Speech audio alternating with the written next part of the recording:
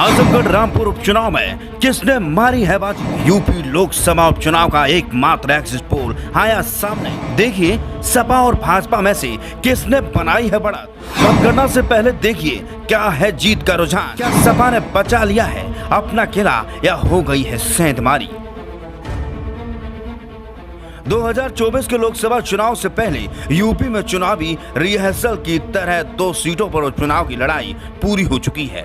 सपा के गढ़ कहे जाने वाले आजमगढ़ और रामपुर में मतदान की प्रक्रिया पूरी हो चुकी है और अब मतगणना का इंतजार है। हालांकि मतदान प्रतिशत में भारी कमी के चलते तमाम राजनीतिक जानकारों के चेहरों पर चिंता की लकीरें भी दिखाई दे रही हैं।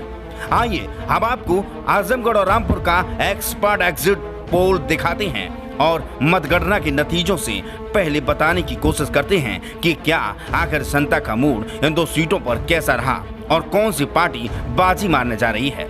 आप भी हमें कमेंट करके अपनी राय जरूर दीजिए कि आखिर उपचुनाव की 2 सीटों पर किस पार्टी को जीत मिलेगी। चलिए एग्जिट पोल के नतीजों की बात करें उससे पहले मतदान के आंकड़ों पर नजर डाल देते हैं। लोकसभा चुनाव के लिए रामपुर और आजमगढ़ में गुरुवार को वोटिंग हुई। सुबह 7 बजे से शाम 6 बजे के बीच वोटिंग में आजमगढ़ में 48.58% जबकि रामपुर में 41.1% वोट डाले गए।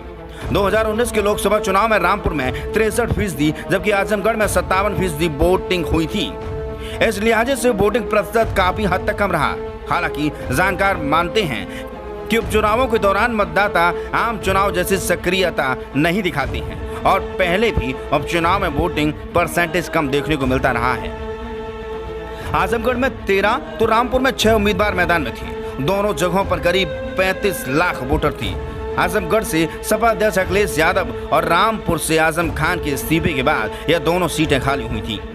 रामपुर में आजम खान ने पुलिस प्रशासन पर लोगों को पोलिंग बूथ तक नहीं पहुंचने देने का आरोप भी लगाया। चलिए अब बात करते हैं एक्सपर्ट एग्जिट पोल की। आजमगढ़ और रामपुर के राजनीति के जानकारों और पत्रकारों की राय पर आधारित हमारे इस एग्जिट पोल में सबसे पहले बात करते हैं आजमगढ़ लोकसभा सीट की। आजमगढ़ लोकसभा चुनाव में सपा और भाजपा के बीच ही मुकाबला दिख रहा है।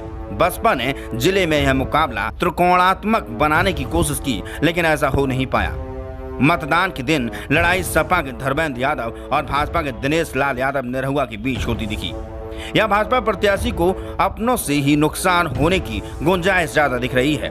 वहीं सपा प्रत्याशी ने जिस तरह से कम समय में एक रणनीति के तहत चुनाव लड़ा वह भाजपा पर भारी पड़ रही है। उपचुनाव में जिस तरीके से 48.58% मतदान हुआ वह भाजपा के लिए नुकसानदायक है। 2019 के लोकसभा चुनाव से 10% कम मतदान हुआ है। 2019 के लोकसभा चुनाव में 58%, 2014 के लोकसभा चुनाव में 56% ही मतदान हुआ था। ऐसे में जिले में सपा का पलड़ा भारी दिख रहा है। आजमगढ़ से सपा की जीत तय मानी जा रही है। अखिलेश यादव के चुनावी प्रचार से दूर रहने के बाद भी यहाँ से सपा भारी दिख रही है।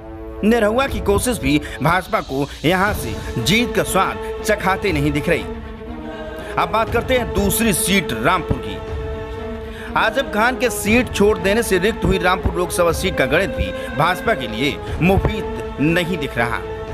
कम वोटिंग परसेंटेज ने सभी को चौंकाया है और खुद आजम खान चुनाव में गड़बड़ी की आशंका जताते हुए दिखाई दिए। ऐसे में माना जा रहा है कि यहाँ लड़ाई कांटे की होगी। लेकिन एक्सपर्ट एग्जिट पोल में रामपुर सीट भी समाजवादी पार्टी बचा पाने में सफल दिखाई दे रही है। एग्जिट पोल के मुताबिक सपा को यहां से बड़े अंतर से नहीं लेकिन कम अंतर से ही जीत मिलती दिख रही है। रामपुर लोकसभा सीट में 5 विधानसभा सीटें आती हैं। यहाँ की 2 विधानसभा सीटों पर भाजपा का जबकि 3 पर सपा का कब्जा है। यहाँ के 3 विधानसभा सीटों पर जीत हार का अंतर 50 से ज्यादा मुस्लिम मतदाता तय करते हैं। इसके अलावा लोधी जात के मतदाताओं का भी इलाके में खास वर्चस्व है। सभी विधानसभा सीटों की अगर बात करें तो पिछले चुनाव में सपा को 5,40,000 से ज्यादा वोट मिले थे। भाजपा को सभी विधानसभा इलाकों में 4.5 लाख वोट ही मिले थे। इस लोकसभा सीट के कुल वोटरों की संख्या करीब 16 लाख है। अगर आपने अभी तक हमारा चैनल सब्सक्राइब नहीं किया तो अभी सब्सक्राइब करें और बेल आइकॉन को क्लिक करके हमारी लेटेस्ट वीडियोस के बारे में अपडेट जानें।